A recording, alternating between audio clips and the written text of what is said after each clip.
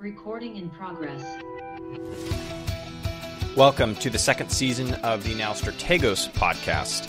Strategos is a Greek term which roughly translated means generalship, and it is part of the origin of the English word strategy. My name is Britton Jacobson. I own a few entrepreneurship endeavors, work a full-time W-2 job, and enjoy learning. I appreciate you being here. Let's get into the episode. Let's dive in. There's no reason not to. Welcome to the podcast. Thank you so much for reaching out. I was excited. It's normally I have to do all the work. And so thank you for being willing to try that out. Basically, well, actually, I wanted to start with asking, we obviously connected over on the Rella Social Slack group, which for those that don't know, Rella Social is it's a social media management tool that a content creator and a couple other individuals have been building out for the last year and a half or so. And they just launched about, a month and a half ago or so. And I joined the Slack group, because I've got the podcast and I was curious, like in terms of how some of the pieces of the business work. And then also because I have a small candle company. And so we use like a lot of, we do posting on social media and stuff. So I was curious from that standpoint, even though I myself am not necessarily an influencer, which is what Rella is focused on. So how did I'm curious, I wanted to ask like how you got connected with Rella and how you found out about Rella. Yeah. So I was following a different influencer and she had posted about it on the launch day. And so I clicked on it because I like to click on things and explore. So I clicked on it and I was like, oh, this actually might be super useful for me because I do food, Instagram, food, social media, content creation, but I really started taking it seriously a couple months ago. And it was just getting really overwhelming for me to like keep track of all of the different stages of like the content creation process. So I was kind of willing to try anything since I don't really have a process. And I'm kind of like getting to one. So I tried it out. I really liked it. And then there was a Slack group and I was like, okay, cool. Let me like connect with other people. Networking is fun, helpful, that whole deal. How has that gone? I'm curious, like as someone who's like more on the influencer side, how has the experience been interacting with Rella and like how, an unofficial review, I suppose, but I'm more just curious, like the pros and cons and like what your experience has been like. Yeah, so I actually really enjoy it. I mean, obviously it's new, so not every feature that everyone wants is there yet. And it's an iterative process. So obviously there's a lot of things that it can't do yet, but it's getting there. But overall, I really like it. I like that I can keep track of all the different platforms in one. Currently, I'm only using Instagram and TikTok. But it's really nice to be able to see like in a calendar, all the content that I have planned for the month. And then like within that, you can put your actual content, like your video, reels or your photos, and then you can write your captions and then have your hashtags, all of that, put a schedule date and it notifies you. And I really like that it's all in one place. And then there's like a bunch of other features, like there's a goals section, love goals. I feel like a lot of people do. It's just nice to like be able to keep track of those. There's notes, all sorts of stuff. But overall, I'm really liking it. I still use some other tools that I've been using just because Rella doesn't have everything that I need for my process. But I think they'll get there eventually. Yeah. No. Okay. That's awesome. That's very cool. Yeah. It's interesting seeing parts of their roadmap and how they're planning on tackling all of it. It's very interesting. Okay. So I feel like I should do obviously a little bit of an intro. So this is Meera Patel. Am I pronouncing that correctly? Yeah. Okay. That's all right. Perfect. Cool. And your Instagram is, Instagram and TikTok is Shorty Conquers the Kitchen. And according to your bio, it's because you're 5'2". And basically the way that when you reached out, the way that you described kind of what you're up to is a food content creator, and the cooking style is fusion foods and the concept of intuitive cooking. And then the kind of brief definition you gave was intuitive cooking is the idea that anyone can cook because we can all tell the difference between good and bad food. So, all right. So I'm curious, you mentioned right off the rip when we were just chatting that you only started taking the content side of it seriously, or I mean, as in, professionally, I should say, in the last couple months or so. What were you doing before / why were you doing it in the first place? Yeah, so I started this in 2020, I think. It was just a platform where I just shared food that I made. But I started the podcast in and 2020 as something to do. So yeah.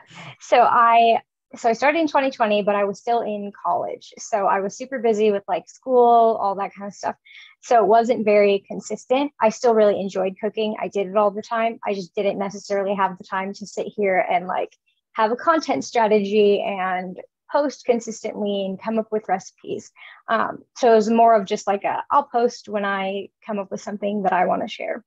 And then when I graduated last May, I was settling into working and I moved, and it was just very chaotic in life. And I wanted to get into it. It still was just at that phase where everything was new, transitional phase. So I didn't really have the time to dedicate to doing it the way that I wanted to. But then in November, once I got settled finally and life kind of slowed down, I was like, okay, now is when I'm going to take this seriously and do what I want with it, which was be consistent and grow my following and share what I wanted to share. Gotcha. Okay. So then how did you decide or niche down, I should say, on the intuitive cooking and, fusion foods component of it? And like, what's it?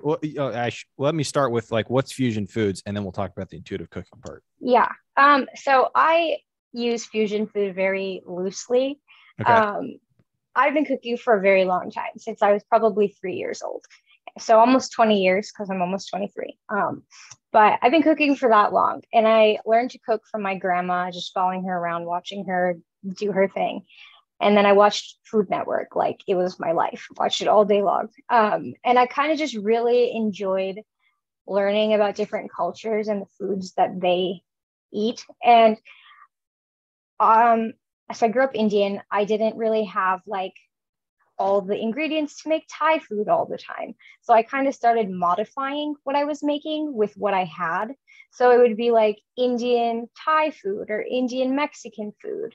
And that's kind of how my grandma cooked too. Like she would make Mexican food for dinner one night, and it would be Mexican food in theory. Like you'd have all the things that Mexican food has, like taco night. But she'd throw in like a bunch of Indian spices. So then it would kind of have that Indian flair to it. And I really liked it. And so I was like, okay, you know what? I'm just going to roll with this. And that's kind of how I started to get into cooking, was doing my own thing by like combining things. And that's where fusion food kind of was born. And like, I know that it's it's starting to become a big trend nowadays. But I think when I started, that's not where I got the idea from, or kind of the route that I took it. It's more of like, here's a dish that I want to make, but I'm going to put my Indian twist onto it with like spices or flavors, if that makes sense. Got it. Okay. All right. That makes sense. This makes sense. And that's cool. So then is that how you're tying it into the intuitive cooking side, where it's like, this is a theme that I'm going for, and then I'm throwing a different twist on it based off my background and what I'm used to or whatever? Yeah, kind of. So, I like to cook. I hate cleaning, like doing dishes, cleaning up afterward.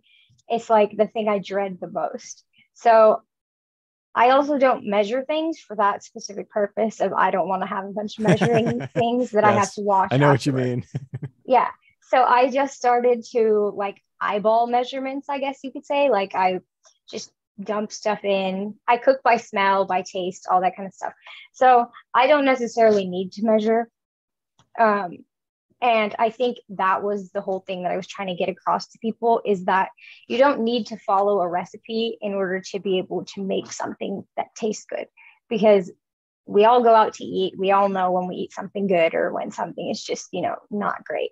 But if you do make something that's not good, you can always adjust it. Like when I put seasonings in something, it's not always perfect the first time. It's kind of like a trial and error process. So that's kind of where intuitive cooking came about. I don't think That's that very it's a cool. I real like thing. that. I don't think it's like intuitive eating, like how that's like a very big movement that I've been Okay. seeing. But it's similar, like do what you feel is right based on your experiences is kind of what I'm getting at. Got it. No, that makes a lot of sense. And that's very cool. Growing up, my, both my parents are really good cooks, and but my dad's on the side of like throw a bunch of stuff in the bowl and somehow it ends up being amazing. It's like, Mm-hmm. okay. um, he makes really good, like probably my favorite dish he makes is like a lamb curry, and he never measures. He just throws a bunch of stuff in there. It's so good. So I like that. Okay. So I obviously I was looking at some of your content, and I'm curious, Mm-hmm. when it comes to kind of crafting the journey that your followers are on and they're engaging with you on, are you taking them? Because I feel like one of the appeals to your, the uniqueness of your brand and like what you're up to is like doing like hey, here's the experiment, here's how I changed it, and then here's how it came out, versus like just of here's a quick reel or in TikTok or whatever on how to do X. Have you thought about incorporating some of those elements, or maybe you have more beyond like what I was able to dig into? But I'm curious when it comes, if you've thought about it from that angle. Yeah. So the way I actually come up with recipes is very like spur of the moment. Like I'll be watching TV and some recipe will come down in my head and I'll just like quickly add it to my notes. And then when I go to plan my content is when I like sit and look at those notes and then kind of think about what I actually want that dish to be. Mm-hmm. If that makes sense. But then I'll have a general idea of what I want the dish to be. So if it like there's one on my profile, fairly new one, it was blueberry pear crisp. So I had this idea. I was like, okay, I want to put blueberries and pear and make like little crisp thing. But then once I started doing it, I was like, oh, you know what tastes really good? Ginger. Let me like throw some of that in. So it's like a very like, it's intuitive in the sense that I just start doing stuff and just think of stuff along the way, which is kind of hard to communicate in Yep. like a 30-second reel or TikTok, Yeah. So usually in my measurements, I'll just there's a lot of recipes where I have like a rough measurement and then it'll say like a half cup ish. So like you kind of just adjust. And sometimes I have recipes where there's like no measurements because I didn't measure. I just started cooking and just put stuff in the pot and it turned out good. But yeah, one of the things, kind of getting back to your question, that I do want to do is kind of document the process of how I get to a final recipe that I post. So like that conceptual phase, then me actually cooking and like adjusting stuff. I'm just kind of thinking about the best way that I can get that point across in a 30-second video. Yeah, no, that makes sense. Have you, so what are your thoughts on, to a certain extent, I assume like time and availability comes into it, but this is the stuff that I love talking about this stuff. So, yeah. Right. So like, have you thought about, or what thoughts have you had relative to doing like a blog format, right? Which is typically more common of food related influencing in general and content. And like I had on the podcast, I posted as the first episode of this second season, right? But it was like the food blog, Cats in the Kitchen, and that's how they started. That's how they've grown, and they maintain a lot of their content via that way. And they'll do obviously photos and things like that, but they actually haven't done the short-term video.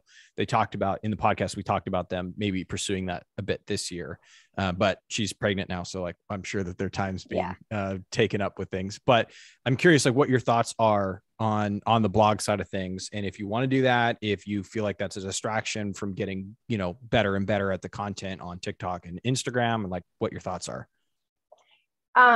So a blog is definitely coming. It's in the works. It's just, so since I'm a designer, when I design things for myself, it takes way longer because I'm very nitpicky about it. And like, I think that it could be better than it is, even though it might be the best that it could be. I don't know if that makes any sense, but that's kind of what is in my head. But it is in the works. And one of my goals for this year is to get that up probably by like July is my goals where I'm shooting for. But the one thing that I know that I don't want to do is put the whole, I don't want like the like 6 paragraphs before the recipe. Yeah. Like, Yeah. talking about like Well, how I got that's where I feel like you might point. have a unique, you have the opportunity to have like a unique take even on that as a format, right? Because instead of having to like make up some story about your grandma or whatever, but and not against your grandma, I mean like in general, like, this is what people do, right? But instead of having to do that, like you can actually, those 6 paragraphs, quote unquote, can actually be part of the process of you like saying, here's the process. I was literally watching TV when this thought came to my head, and then blah, blah, blah, blah. And it's like, you have it, like you almost have the genuine component of that baked into what you're up to, which is cool.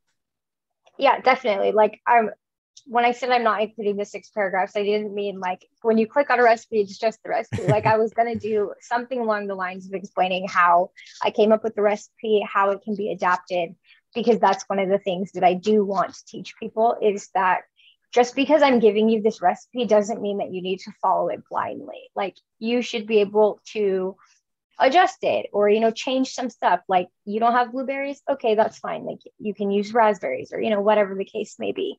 And that's something that I want to teach people. And I think that having a blog is probably the best way that I can do that. Yeah, that makes sense. So when it comes to, do you see, I'm curious, between Instagram and TikTok, do you see different forms of engagement, or is it same type of engagement and interaction, but different, you know, different audiences, or maybe it's the same audience across platforms being, you know, super supportive? What's like the interaction like on TikTok versus Instagram? Yeah, so I know that TikTok is supposed to be the way that you like go viral, and it's like supposedly so easy. I have not had that experience like at all. I started the TikTok, it was doing okay. Then I like got busy, stopped doing it. Then I started up again, and I was getting like 20 views on all my videos. Like it was horrible. So then I thought that like there was something wrong with my account. I deleted that account. I started a whole nother account. And it did okay. Like one of my videos did very well, and then it slowly like declined, and now I'm sitting at like roughly 100 views, but like the watch time is super low. Like it's very strange. So like the whole idea of like you can go viral on TikTok, I have no idea how it works. Like I just don't understand. But in terms of engagement, I do think that I prefer Instagram, just because I know it's not about numbers, but like it's really like encouraging when people watch your stuff and like your stuff versus when nobody's watching it, you know? So I've had better experience on Instagram, and I think on Instagram you build a sort of community that you don't get on TikTok, just because at least when I scroll on TikTok, I'm not going to that like following page. I just stick on the For You page, and whatever comes up, I watch that. Versus on Instagram, you see the stuff that from the people that you follow, and you see related things. So you get a little bit of both. But yeah, in terms of engagement, I think when you have that community, it definitely helps, because then you're building this like group of people that care about the type of content that you're doing, versus just they're just scrolling and finding your video, and it may be cool, it might not be, like, you know. Yeah, no, and it's like, I would feel like it would be hard, especially with something like a recipe where it's, you know, a recipe is only going to appeal to specific people. So even if they end up liking it or seeing it or watching the whole thing, the virality of it is going to be truncated by the inability for someone else even their friend might not care, right? Because it's more specific to the individual. So what sort of like strategy, or how are you approaching strategy when it comes to the content? You know, I'll say the content structure, and then I'm curious, you know, I'm curious about the creation side of it as well, but we'll start with the structure. So like, what's your content structure in terms of like posting and alternating photos versus, you know, reels or whatever? And how has that changed over the last couple of months? Because I assume it, you know, there's been some, you know, growth and, development there? Yeah. So I have been trying a couple different things. When I started, I was posting reels only, and I stopped posting photos because when I first started my Instagram, I was doing just photos, and then reels became a thing. So I started doing reels, then stopped taking pictures completely. But then I realized I missed taking pictures of my food, and because I was so focused on this video thing. So now I've transitioned into doing both. So I will do the reel, take the video, and then throughout that process, I will also take photos, which I typically add to my story. That's a very recent thing that I've started doing, is kind of like the process of making the food, and that goes on my story. And then I also experimented with like putting a little blurb before the recipe in the caption of the reel, which that is a lot because that's a lot of content that goes in like a small amount of space. Yeah. So what I've started doing is to post the final picture onto my grid feed and put the little blurb there, and then direct people to go watch the reel where it has the recipe. Because I do think that watching a video of someone doing something is helpful if you have never done it before. Like reading a recipe is one thing, but watching someone make the actual food is a completely different thing. Mm-hmm. So that's kind of how I've lumped it together. So that's kind of been my strategy right now. I don't know if it's going to stick. I'm just trying stuff and then try it for a couple of weeks, see how it does, and then adjust. And how often are you posting? Like I was looking at the consistency, and it seemed like you were doing at least twice a week, but sometimes it was 3. Mm-hmm. I think there was one week where you did 4. Is that part of the testing piece, or is that just based on availability? What's the deal there? So before December, I want to say it was, I'm going to post 2 to 3 times a week. And that would depend on like what day that I had like some time to get a post up. But then in December, I started doing every other day because that was a reasonable amount of content that I could create and be consistent with. So that's what I've been doing since December. And I'm actually really proud of myself because that has been consistent this is the 3rd month, I think, started the 3rd month of that. Nice. That's awesome. Yeah. And on the content itself, right now you do a lot of like filming close up, right? Which I assume you have like your left hand, as you're measuring with your right hand or pouring with your right hand or whatever. Yeah. Are you planning on maintaining that kind of close up imagery, or do you want to do like a horizontal camera where you're filming yourself like in the kitchen? Do you want to do content like that? Like, that's almost more like YouTube-y type content, but like what's the you could still do it vertically, I guess, for the aspect ratio, but do you want to film that kind of content, or do you like the, more close up? And I think part of the reason I'm asking is when I think about building community and like building a following is like people always care about who's behind the camera.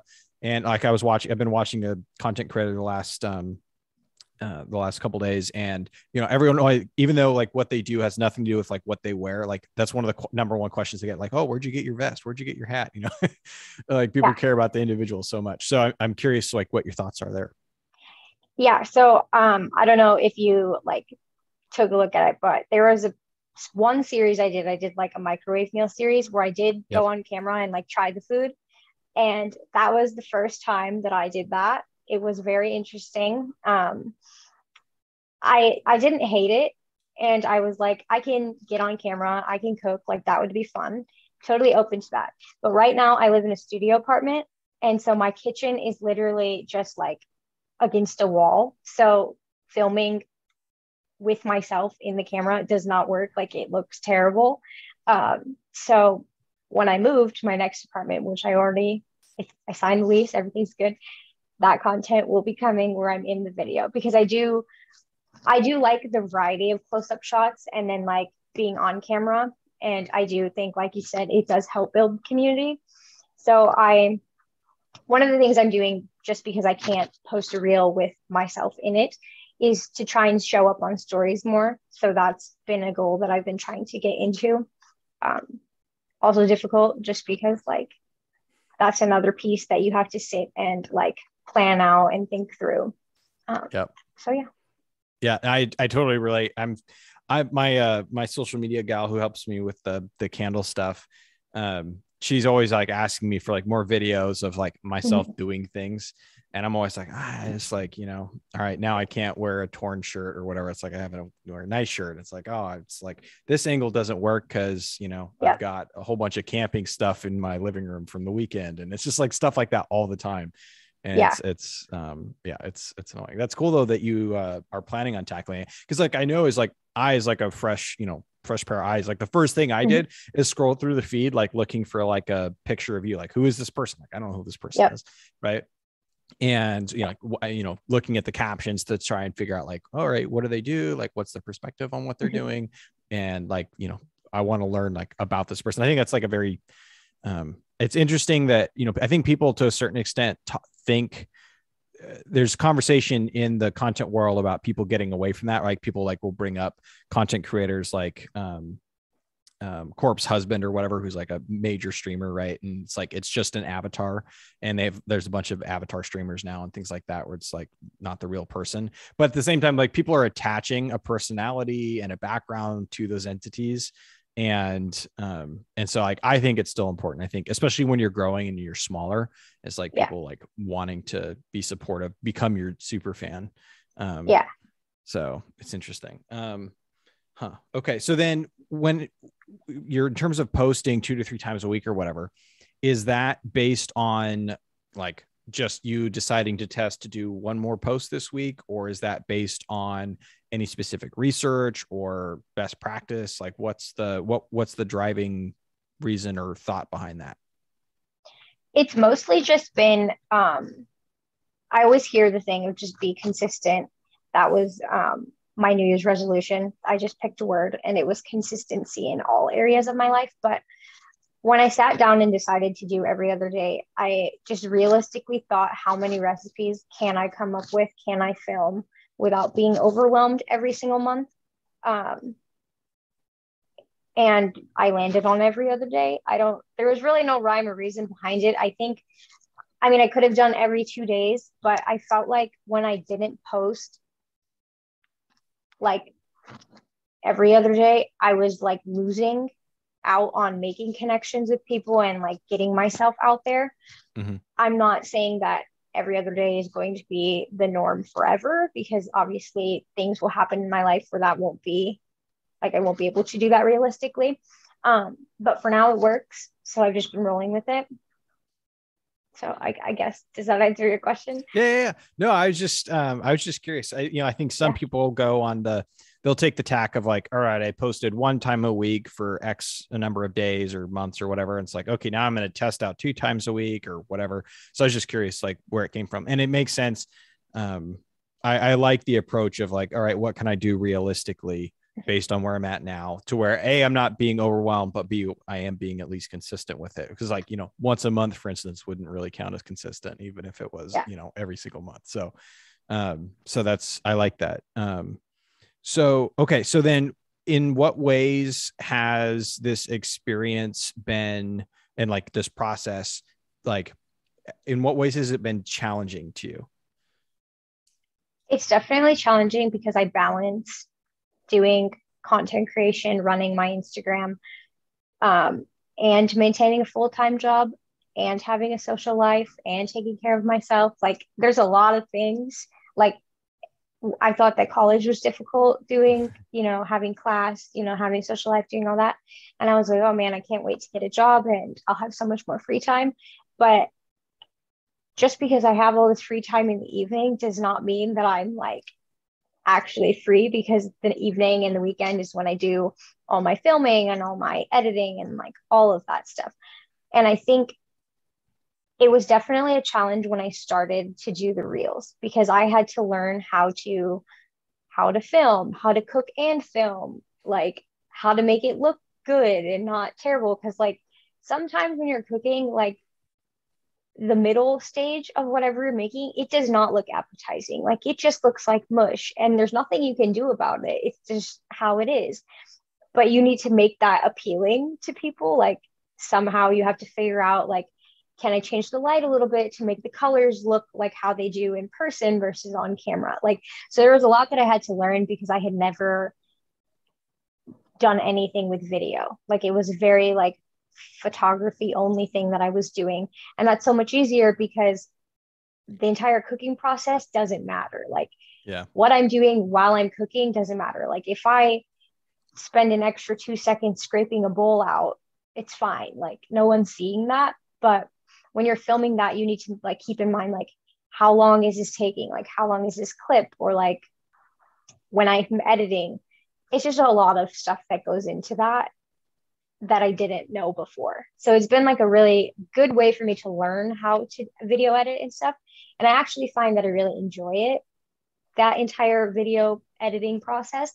But in the beginning, it was really frustrating and I wanted to quit so many times, but I kept pushing myself because I knew that it would get better. Mm-hmm. But yeah, time management and definitely keeping up with the new stuff. Like Reels was new, short form video content was new. There's just so much like newness that just keeps happening. Like once you get settled doing one thing, they'll like change something and then you have to go and learn that new thing. And that's totally fine. I like learning and I think a lot of people do. It's a new challenge. But if you have no idea what you're doing or how to do it, it can be frustrating at the beginning. Yeah. No, that makes sense. What's been the thing you've had the most fun as a result? What's been the one thing that's given you the most joy as a result of the whole experience and process? I think making the friends that I've made like through social media, like I've met some really cool people that have just found my content or I found their content and then just responding to, their stories or commenting on their posts. And then you start DMing and like giving each other tips and like ideas. I think that's been really rewarding and it keeps you motivated because those people do the same thing or a similar thing as you. Like they're all in the food space, even if they're not in the food space, they're like content creators or, they just have insight in their own way, whether they're big or small. Like everyone comes to the table with something different and just getting to talk to different people, I think is super, super cool because like I live in a bubble of the people that I know and people that I'm surrounded with. But then through social media, you meet someone that lives like across the country or across the world or whatever. And then you get their experience. And I just think that's super cool. And that's kind of why I like cooking and doing the fusion thing because I get to experience other cultures. And that's something that I've always liked. But then taking that same like concept, but applying it to people is just even better than just eating food. Yes. Yeah. How long does it, speaking of the process, how long does it take you to like kind of from conception to published, posted on Instagram or TikTok? How long does that process take? And is I assume sometimes it's maybe shorter, sometimes faster, just based on the, creative impulses, but in general, in terms of like the actual work that goes into it, like how much time is behind each reel? So, like I said, I have just a running list of just food ideas that I come up with. So, usually, like the last week of the month, I'll sit down and like go through that list and pick what I want to make for the next month, like how that fits with like what season it is and like holidays and that kind of thing, so that I can tailor my content towards that. And then I typically try, I'm not going to say I do it because I don't, but I try to film content 2 weeks out, at least get the recipe done in case it doesn't turn out the way that I expected and I have to do it again.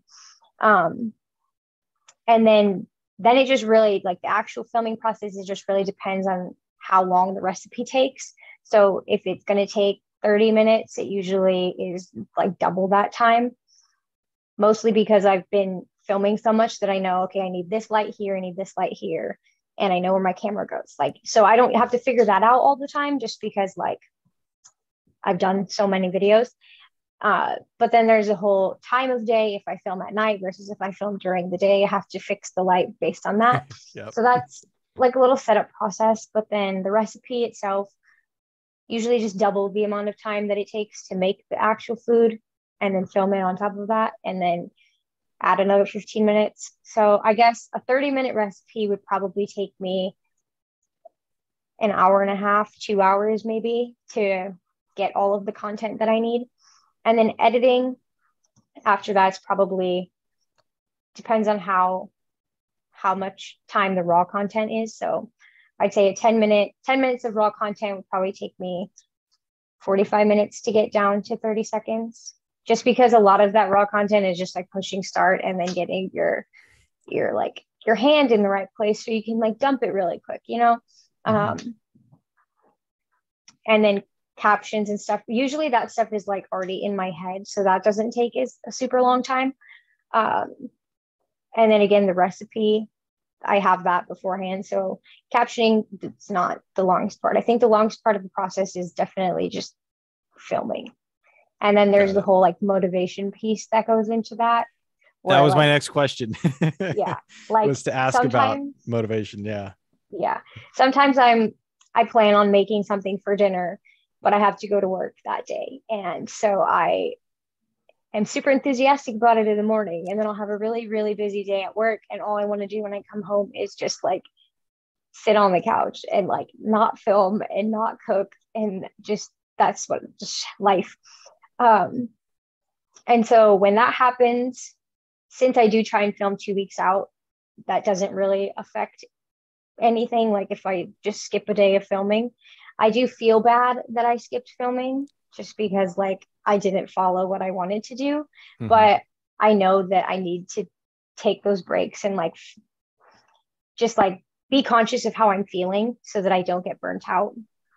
But typically I am motivated just because I get to eat the food at the end, or someone gets to eat the food, because sometimes I just am looking at it for so long that by the time I'm done with it, I don't want to eat it. So, you know, it kind of just depends. But lately I've been in a pretty creative mood. So motivation is high right now. But there was last month, just I was overwhelmed because I had to do way too much in too short of an amount of time. So I was just like forcing myself to do it basically. But I do notice that when I want to do it versus when I'm forcing myself for the sake of consistency, the content turns out different. So if I'm motivated, the content is better. I'm more interested in like making it look good, versus when I'm forcing myself, I'm just doing it for the sake of doing it. And I'm like, whatever, it can be how it is. Yeah. Not a good way to think, but that's just being real. Oh yeah, totally. Yeah. I mean, and sometimes you have to do that because life's life. No one feels perfectly happy all the time. So yeah. That's I like that. So you're clearly creative. Do your creative impulses like influence any other things in your life? Do you have other like hobbies or things that you have this creative impulse in? Yeah, so I'm a designer, so I spend all day designing. Then I come home and what kind of designing? Is it like logo design? Is it like, what are you doing for your company? So right now I do a little bit of everything. I do logo design, I do product design, web design, print design, like for marketing material. Just because we have a small design team, so we have to do everything. So you guys are in-house? Yeah, so we're an in-house product team. So we're on the product team, but we do a lot of the marketing and stuff just because we're so small. Gotcha. But what I am interested in is user experience design and web design. So designing for users and digital design. Print design is not really my thing, but I've been doing a lot of it lately. So gotcha. So do you like the UX and front end development side of things? So we have a team of developers. So I usually just pass off my designs to developers, but I do have software engineering background because I did that for 2 years in college. So when I design, I think about it in terms of how it can be developed. And so that's kind of how my brain works. Not all designers' brains work like that, but mine does. So I kind of have both sides. So I think about it in both ways. Gotcha. Okay. All right. Makes sense. All right. We got a little bit on a tangent because you're telling me about creative impulses in other areas of life. Yeah. But so besides cooking and besides my job, I really like decorating my apartment. Like I'll just do one thing, and then this happened a couple of weeks ago. It was like a random Sunday, and I was like looking at my walls, and I was like, you know what? I need to change this. And so then I like went to the store, bought a bunch of stuff, and like spent Sunday, I don't remember what day, whatever. I spent the rest of the afternoon just like redecorating. I find that fun. I like to change things up because I get bored of looking at the same stuff every day, especially when I am home, like working from home and like filming and doing all that. Um, but other than that, I don't think I really have time to pursue my other hobbies. Like I was really Yeah. into art when I was younger in high school and stuff. And then once I got to college and started doing content and then I got a job, that kind of I just don't have time for it. Yeah. What sorts of things like fuel your creativity versus kind of kill it in terms of just in, what happens in life? Um,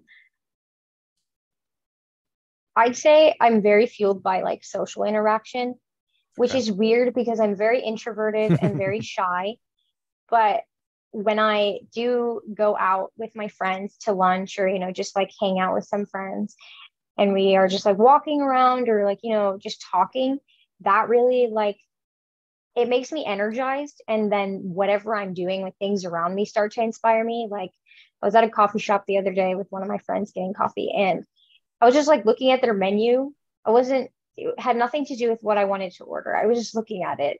And all of a sudden, like all of these different ideas of things that I could make that were not related to coffee or tea or like anything that you find at a coffee shop were just like in my head. So, yeah, just like going out and like changing my environment helps a lot for me. And then things that kind of stifle that creativity is just when I'm tired, when I'm just like overworked and I just need to rest. And usually when that happens, I don't even have the motivation to like move, like to get up off the couch or, do anything. I just want to just like lay or sit. Um, so when that happens, I typically like to get out of that. I go on Pinterest a lot. I don't Okay. follow a ton of food people on my Pinterest. I just follow like art stuff or like I just follow random things that like could spark something, but they're not food related because I feel like when I'm not feeling creative, I don't want to look at the thing that I'm trying to be creative to do, if that Yeah. makes sense. Yeah, totally. Do you post, speaking of Pinterest, I should have brought it up. Do you post on Pinterest as well? Yeah. So I've been sharing this also pretty new. I started this after my Instagram, but I've been posting the video reels. So they're called idea pins on Pinterest. Okay. So I'll post it's the same video that I just post on Yeah. Pinterest and then I will link it to my Instagram. But I started doing this so that I can start kind of just like establishing myself and get used to it for when my blog does launch, then I will be able to start linking to my Oh blog. yeah. Cause you need to be able to pin to it basically Right. for it to be a Yeah. really helpful. Yeah. Okay. That makes sense. Yeah. I've been seeing and hearing a lot of, growth in the Pinterest, content and influencing side of things. And, and obviously there's a lot of food related stuff and people go there for those sorts of things. So, okay. Okay. Yeah. That makes sense about tying it into the blog, especially. Okay. I wanted to ask, so like, when it comes to, you were saying that you stare at, or you were, looking at the menu at the coffee shop and boom, had thoughts. Mhm. I'm that way when I like watch shows or movies or whatever. Yeah. I don't know why, but it's like, I'll be watching something and I'll like have a total, I don't know if creative, I'm not exactly creative, but, I'll have a total, spark go off in my head where I'm like, oh, boom, boom, boom, boom, boom, boom. And I'll write, notes down or whatever. It has nothing to do with like what's going on in the show most of the time or whatever. So do you have that happen? I'm curious if you have that happen with like when you're watching stuff as well, or if that's like a different sort of medium for you. The same thing happens. I will like it's not all the time, but it does happen. And when it does happen, I can't stop it. Like it'll just be, even if it's like an hour long show that I'm watching, it will just be that constant hour. I will not even be paying attention to the show because the ideas just start going and then I'm focused on that and the show is just background noise. So yeah, that does happen. How do you keep like those sorts of ideas organized and whatnot?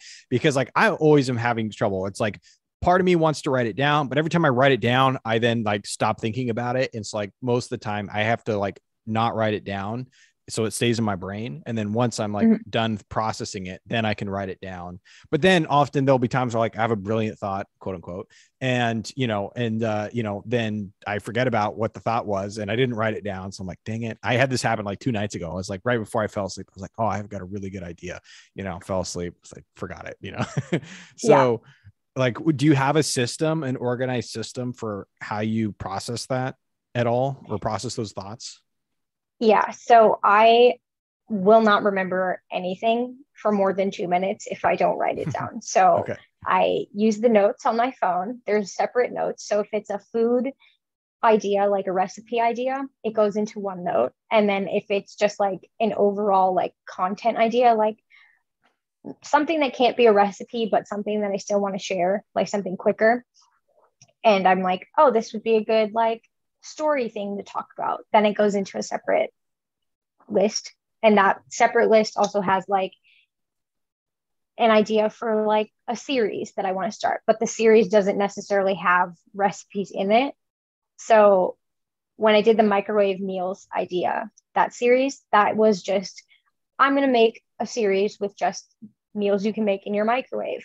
I had no idea what the meals were. I just knew that I thought that that was a good idea. And then I don't forget about them necessarily. Like I forget about them in the moment, but since I do like schedule that week to just think through the content for the next month, that's when I go back and revisit that. So I'm constantly looking at it and like changing it. And since they're all the same note, like there's only two notes that I use, I'm looking at it anytime I have an idea and like scrolling through it or, taking a minute to just refresh myself to make sure I'm not writing the same thing twice or something that's too similar. Gotcha. Yeah, that So makes not sense. super organized. Like Okay. there's not, it's just notes, bullet Do you points. are like most of your creative thoughts and whatever tied to food related things, or could it be an art related thing or a decoration related thing or like whatever else? Or are they like vast majority on something food related? I do have like random ideas. Like if I see something on Pinterest or, when I'm scrolling, I'll like save it if it has to do with something else. But those things don't typically go in my notes unless they're things that I'm actively thinking about. Like when I was moving after college, a lot of what I was thinking about was how I was going to like decorate my space, like, make it look cool. And so during that period of time, what I would be thinking about and what I would be saving and like writing down was just ideas related to like home decor rather than food. So I Gotcha. guess it just depends what is going on and what I need to be thinking about. Okay. Oh, that makes sense. That makes sense. Um, I wanted to ask what um, why Nebraska? I don't think I've even ever talked to somebody from Nebraska. And so I'm curious. And yeah, I'm just curious, like what's in Nebraska? Why Nebraska? Is Nebraska So awesome? Should I come visit? if you want to come visit, that's totally cool. I'll be your tour guide. I don't know that much stuff that's around here. I've been here, went to college here, but Okay. just like you, I had never talked to anybody from Nebraska. I honestly didn't even know that Nebraska was a place before I came to college. Someone told me about it and they're like, you should apply to Nebraska. And I'm like, where is that? Like, where, I where where did you genuinely, grow up? I grew up in Chicago. So Okay. this is Okay. very different. I lived in Chicago my whole life, Okay. like 20 minutes from the city too. So I was always down there. And when I came here, I was like, wow, this is real different. But I wanted something different when I came to college. Like I knew that I did not want to stay anywhere near where I was, even though I Mm-hmm. love Chicago. So then I came to Nebraska, went to school here. And then after I graduated, it was last year. So COVID was still around and it wasn't like things were still uncertain. And I knew that I didn't want to move back home. Like I was like, I'm getting a job and I'm moving out. Like that is what I want, what I need. Um, and it was really hard to get a job anywhere else because Mm-hmm. one, I went to school in Nebraska and not many people know what that is. So like applying to jobs on the East Coast was difficult because like they were like, they basically like throw my resume out because they're like, you Mm-hmm. went to Nebraska. I don't even know what that is. Yeah. Um, so it was easier to find a job here because the companies around here know the school, they have relationships to the school and like all that stuff. I'm not staying here forever if like that's something I know I'm probably going to leave within the next year or so. That's something that was a goal. Like I knew I wanted to stay here just to get my feet wet in like the working world. And then I was going to move to the East Coast, which is where I want to end up. Where on the East Coast? I'm thinking Boston or Philly. Okay. Never been to Boston, but something about it since I was little has always just like kind of spoken to me, I guess. Mm-hmm. And so I'm gonna let that kind of take me wherever it goes. Gotcha. Yeah, I haven't been to Boston. I mean, I'm on the East Coast. I've been in DC for almost 10 years now. But I haven't been to Boston, but I remotely managed an office. One of the offices that I was managing was in there or up there. And so I knew a number of people that lived in the area. And it definitely seems like a cool city. And it seemed like it seemed from afar, obviously, that it struck a good balance or has struck a good balance between being like a big city, but kind of maintaining the low rise and kind of nice aesthetic of the area, which I personally find appealing just in general. Yeah. And then weather wise, like it seems like you get some really nice weather and then you get like a lot of snow too, which I mean, I like the balance. That doesn't bother me. You're from Chicago. You'll be fine. Yeah. I'll be good. So yeah. Okay. And I don't know very much about Philly. So, but I think I've only been there like once. Okay. But that's like my backup. Boston is definitely like number one. And are you going to have to switch jobs to do that, or are you able to work remotely? I think it depends. I think I can work remote. Like we do have some remote employees at my company. I think it just depends on like your position and like the need for you. Like if you can work remote, I guess. I don't know. I am looking to switch jobs soon though, because I think as a creative person, as a designer, it's very common to want to switch roles every few years just because you want a new challenge and you don't want to get stuck in that like doing the same thing every day and you want to keep pushing yourself creatively. Yeah. So I do think that I will, if not. I think it's also really hard to get promoted within kind of the graphic design side of things, because unless your trajectory is to become a director of marketing or whatever, which has to pertains to like a whole bunch of other stuff, which you might be interested in, which one might be interested in. But if you like really enjoy the creative stuff, it becomes the same at a single company pretty easily. And usually they already have people in those upper positions. So like, there's not really a place to go, especially in a smaller company. So, do you want to stay with the graphic design and like, you know, the UX design side of things? Or do you see that as like hey, keep the wheels on the wagon, you know, hey, if this blog takes off, like that's way cooler? Or do you enjoy it enough to where you're like, no, like this is my career. And then I also do this other thing as like, you know, a serious, you know, side business. It's definitely more of this is just getting me along. And then once I can take care of myself with my blog and my content creation and all that, then I will definitely be leaving that, because I feel like I enjoy the creative side of graphic design and visual design and all that kind of stuff. I just think that by the time I'm done having my full-time job, I don't have as much energy to put into this side hustle, I guess you can call it. Yeah. And if I could have it my way, I would put all my energy into this, because I still am scratching that itch of design with like creating stories and creating like all my pictures and staging pictures and doing all of that. Like that's scratching that itch that I have to do design. It's just by the time I get to that point in the day, I don't have any energy left to do that to the full extent. Yeah. Have you ever thought about doing like freelance work for like 20 hours a week or whatever as an offset or like an easier offset or something like that? Yeah. So I did freelance a lot in college, especially like my junior, senior year. I took on a lot of freelance projects. I didn't like it as much as I thought that I would. Interesting. Because there's no structure. Like it's very much, I have to do all of the work. So it basically became school, freelance, and then content. And then with freelance comes the whole like managing my business, because when you freelance, you are a business, you're selling your services. And it became I need to market, I need to do the actual work, I need to find clients, I have to do this all by myself. And that got really overwhelming. And so I just started to not like it. Like, I like having the stability of having a job where I just go in every day. This is what I need to do. Someone's telling me, okay, these are the things that we need to get done to move our products forward. You just have to make it look nice and like think through all of the user experience and all that kind of stuff. It's not, I need to go seek out all of these things, you know? Yeah. Yeah. No, that definitely makes sense. Okay. Last question. What do you do that's not food related for fun? I'm very into traveling. And like, Okay. I know you said not food related, but a part of why I like traveling is because I like to eat different foods, not even like make them. I just love to just try different things that I haven't tried. Mm-hmm.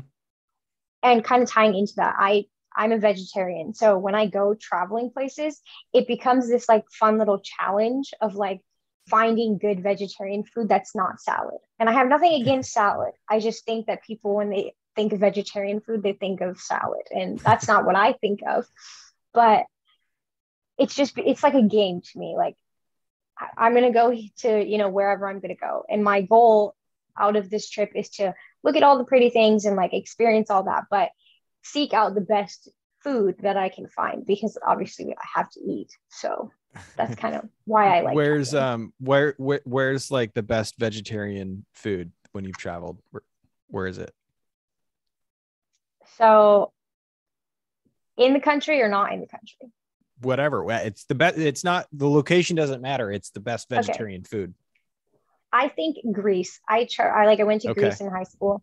They just have so many like options, I guess. Mm-hmm. Like, you can eat all of the food that's in Greece basically, but make it vegetarian. And the Yeah. flavor is there. Like, everything is the same. And that's what I like. I like when you can go to a place and like get the like full experience of their cuisine without like losing out just because like you don't eat a certain thing. Yeah. That makes sense. I'm curious. I wanted to ask, but I didn't want to like assume. No, go for it. So why vegetarian? Like, why'd you choose and or why did you have to, whatever it is, be vegetarian? So I grew up vegetarian. I'm a Hindu Indian. So we grew up vegetarian, but my family, my parents were very open to the idea of us eating meat. Like, my brother eats meat, so does my dad. My mom used to. So they never like. So I'm uneducated on this. I didn't realize, is being vegetarian or not eating meat a component of Hinduism? It depends on how strict you are. Like, Okay. so like I said, my brother, my dad eat meat. Yeah. They, I think with Hinduism, it's more just cows are very sacred, so beef is like a no go. Yeah. Yep. But in terms of just like chicken, all that kind of stuff, I think it just depends on how strict you are. Okay. I'm not like I'm not super educated on that. I just know that like my family doesn't do it. Most Okay. people that I know don't eat meat, but so my parents were very open to the idea of us eating meat. They didn't really care. They said, do, if you want to, you can, we're not going to force you. Okay. So I did actually eat meat for a couple of years, but it didn't make me feel very good. Like, I would get sick every time I ate it. And the only thing I really ate was chicken. Okay. It just didn't make me feel good. And so I stopped eating it and haven't gone back since. And that was Okay. probably when I was in like middle school. So a long time ago. Gotcha. Okay. Interesting. Yeah. I feel like usually people, at least all the people I've ever interacted with that like were vegetarian or, quote unquote vegetarian, but they ate fish or, whatever, their theme on take on it was, it was always like more like decision based versus like from their perspective, like specifically morally based and versus kind of, it sounds like you are more on the, it just didn't settle with me. And so I do it this way. Which is cool and interesting. I know my sister, I have a big family, but one of my sisters, she kind of is the same thing where she'll like eat meat. She's like, I have to like do a really small portion or whatever. It just, I don't feel as good after, which is interesting. Cause it's, I obviously it's genetic, I assume, but it's kind of interesting that, different people react so differently to different types of food and stuff. For sure. Yeah, it's cool. Awesome. Well, thank you so much, Meera. This was really cool. I haven't had a conversation like quite like this one before, certainly not on the podcast. And so it was a lot of fun. And like, I feel like we dove in and we hit it off like right away, which is cool. Yeah, definitely. It was really fun. This was my first podcast actually. So you're a pro. It was very interesting. Awesome. Yeah, it was a lot of fun. Cool. And I'll put, obviously I'll put like your stuff and whatnot down below in the description. People can come find you and check you out. And I'll like usually do like a screen record video or something. So that, and I'll post on my Insta and then I'll tag you and you can reshare it if you want. Cool. And yeah, let me know if you have any constructive or critical feedback. That would help me make me better. So yeah, totally. No, this was super cool. I was nervous. I didn't know what to expect. I was like, first podcast, I don't know what to do. I guess I'm just gonna talk. Yeah, people like I've run into this thing where people want to people will want to like me to give them like a list of questions or whatever so they can prepare, but the conversation always ends up not really following that and or not being as organic. And so like I did some notes and stuff just to like kind of keep my my brain organized / like we hadn't interacted, so I was like, all right, better do a little bit of background and things like that. But yeah, this was very smooth. You were awesome. And I'm excited to see what happens with everything. So it's cool. Yeah, same. I can't wait to listen to it. I don't really like hearing myself talk, but I feel like I want to know what I said, because in the moment of when you're talking to someone, you're like thinking about what you're saying, but then when you finish, you're like, I have no idea what I talked about. At least that's how I am. So I hear you. I can be the same way. It takes me like a day or two to remember what I said or whatever. Yeah. But yeah, no, everything's flowed very well. And awesome. I'll send you we should get it up this week. Awesome. Maybe even the weekend. So you won't have to wait too long. Sweet. All right. Well, thank you so much for having me as a guest. Absolutely. Have a great rest of your evening and good luck with the content this weekend. You too. Thank you. All right. Take care.